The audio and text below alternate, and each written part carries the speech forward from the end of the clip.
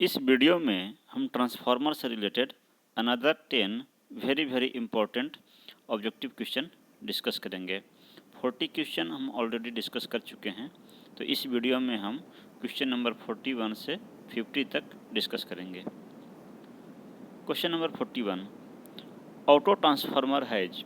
Auto transformer में कितने winding होती है, इसके रिलेटेड ये क्वेश्चन है। ऑप्शन है 1 winding, multiple winding, 2 winding, does not have any winding. तो ऑटो ट्रांसफार्मर जो है उसमें एक वाइंडिंग होती है, वो सिंगल वाइंडिंग ट्रांसफार्मर होता है, इसलिए इसका राइट आंसर है ऑप्शन ए।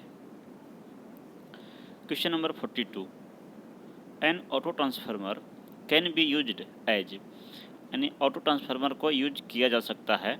ऑप्शन है as a step up device, step down device, both step up and step down, और नन ऑफ द एबव। तो जो ऑटो ट्रांसफार्मर है वो इलेक्ट्रिकल क्वांटिटी को स्टेप अप भी करता है और स्टेप डाउन भी करता है, इसलिए इसका राइट आंसर है option C, both step up and step down.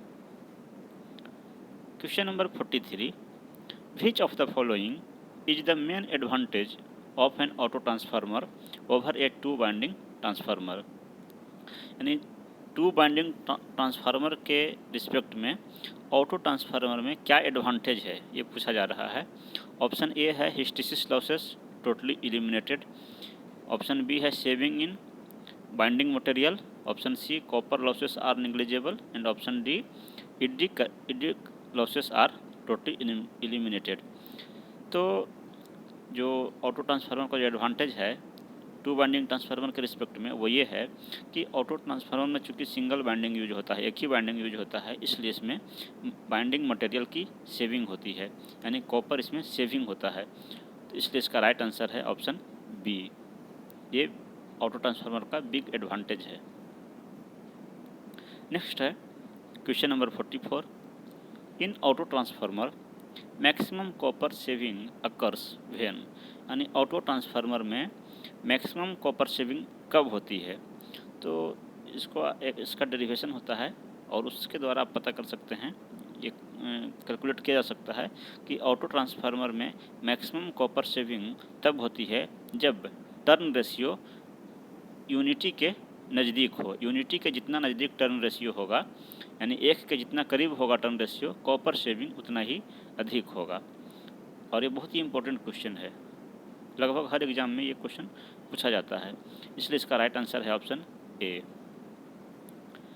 Next question है, a single phase 2 kVA 100/200 volt transformer is reconnected as an auto transformer such that its kVA rating is maximum, the new rating in kVA is. Question में पूछा जा रहा है, ये कहा जा रहा है कि एक 2 वाइंडिंग ट्रांसफार्मर है जिसका प्राइमरी 100 वोल्ट और सेकेंडरी 200 वोल्ट है, और उस 2 वाइंडिंग ट्रांसफार्मर की जो kVA रेटिंग है वो है 2 kVA, और इस ऑटो ट्रांसफार्मर को रिकनेक्ट करके ऑटो ट्रांसफार्मर बनाया गया है। तो और इस प्रकार से बनाया गया है कि इस ऑटो ट्रांसफार्मर की kVA रेटिंग मैक्सिमम हो। तो वही रेटिंग पूछी जा रही है कि इस ऑटो ट्रांसफार्मर की न्यू रेटिंग क्या होगी। तो जो 2 वाइंडिंग ट्रांसफार्मर है, इसको जब एज ए ऑटो ट्रांसफार्मर जब रिकनेक्ट किया जाता है, तो मैक्सिमम kVA रेटिंग प्राप्त करने के लिए आपका जो फार्मूला है वो होता है turn ratio of the 2 winding transformer plus 1 into 2 winding transformer का kVA rating of 2 winding transformer. ये फार्मूला होता है जहाँ ये टर्न रेशियो जो है ये ग्रेटर देन 1 होना चाहिए, ग्रेटर देन 1, यानी कि जो 2 वाइंडिंग ट्रांसफार्मर है उसका टर्न रेशियो जो है यहाँ पे 100/200 वोल्ट दिया हुआ है, तो टर्न रेशियो हो जाएगा आपका higher voltage by lower voltage. तो उस हिसाब से जो क्वेश्चन में जो 2 वाइंडिंग ट्रांसफार्मर का दिया हुआ है, तो टर्न रेशियो आपका हो जाएगा 2, और 2 + 1 इंटू, और यहाँ पे 2 वाइंडिंग ट्रांसफार्मर का kVA दिया हुआ है 2 kVA, तो आपको हो जाएगा 2 वाइंडिंग ट्रांसफार्मर का टर्न रेशियो 2 हो गया plus 1 into two winding transformer का केवीए रेटिंग हो गया 2 केवीए, तो ये आपका हो गया 6 केवीए। तो जो मैक्सिमम केवीए रेटिंग हो सकता है ऑटो ट्रांसफार्मर का वो होगा आपका 6 केवीए। तो ये राइट आंसर है आपका 6। जब ऑटो ट्रांसफार्मर को जब टू वाइंडिंग ट्रांसफार्मर को एज ए ऑटो ट्रांसफार्मर जब रिकनेक्ट किया जाता है तो कनेक्शन 4 प्रकार से हो सकते हैं। एडिटिव पोलैरिटी में भी हो सकते हैं 2 कनेक्शन, और 2 कनेक्शन सब्ट्रैक्टिव पोलैरिटी में भी। उसके अनुसार से ऑटो ट्रांसफार्मर की रेटिंग अलग अलग हो सकती है, और मैक्सिमम जो रेटिंग होगी ऑटो ट्रांसफार्मर की वो एडिटिव पोलैरिटी के केस में होगी, और वो इसमें 6 के भी होगी। Question number 46, which of the following test is performed to determine the leakage reactance. Leakage reactance determine करने के लिए ट्रांसफार्मर पे कौन सा टेस्ट किया जाता है।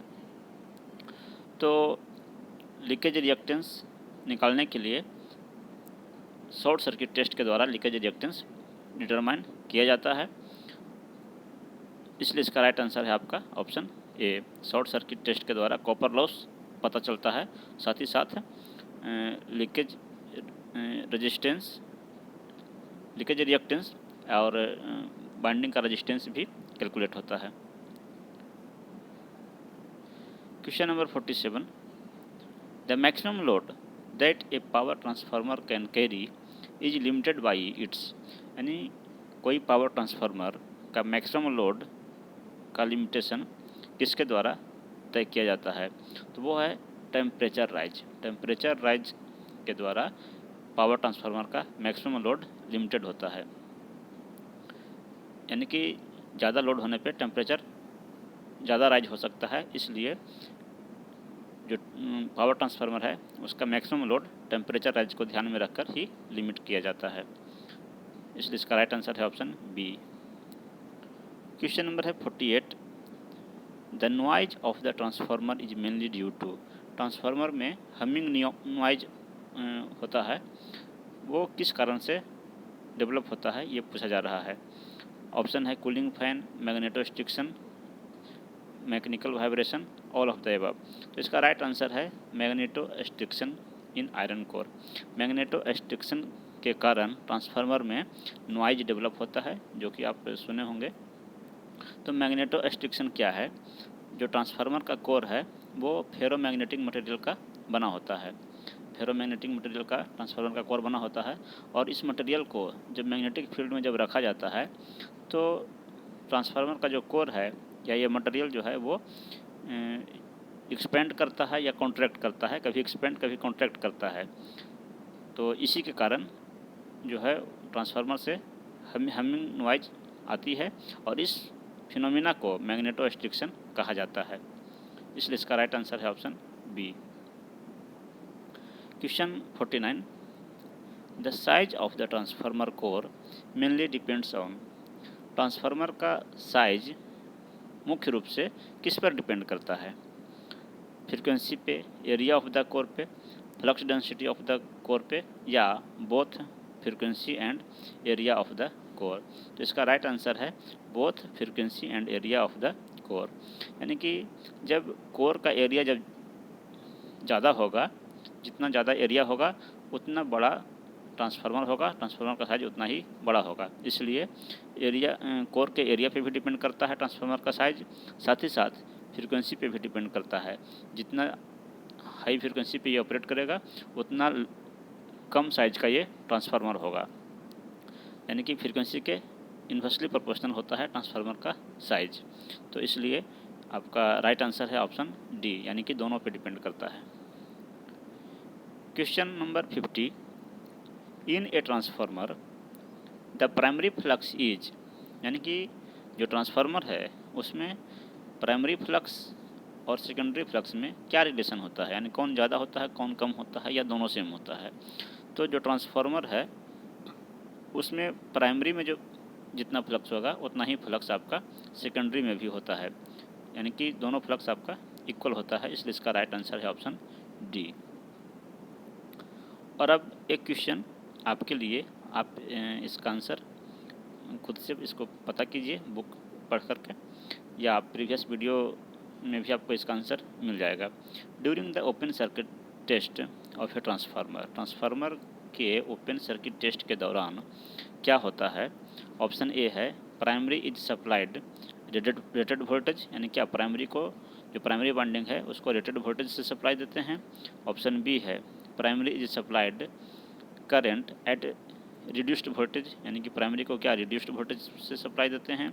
ऑप्शन सी है primary is supplied rated KVA, और ऑप्शन डी है primary is supplied full load current. तो ये चारों में से कौन सा ऑप्शन सही है ये आप खुद पता कीजिए, लेकिन ये क्वेश्चन बहुत ही इम्पोर्टेंट है कि ओपन सर्किट टेस्ट के दौरान प्राइमरी बाइंडिंग को सप्लाई किस प्रकार दी जाती है, रेटेड वोल्टेज होता है या रिड्यूस्ड वोल्टेज होता है, या रेटेड केवीए होता है, या फुल लोड करंट होता है। तो इसका आंसर आप कमेंट करके बताइए। Thank you.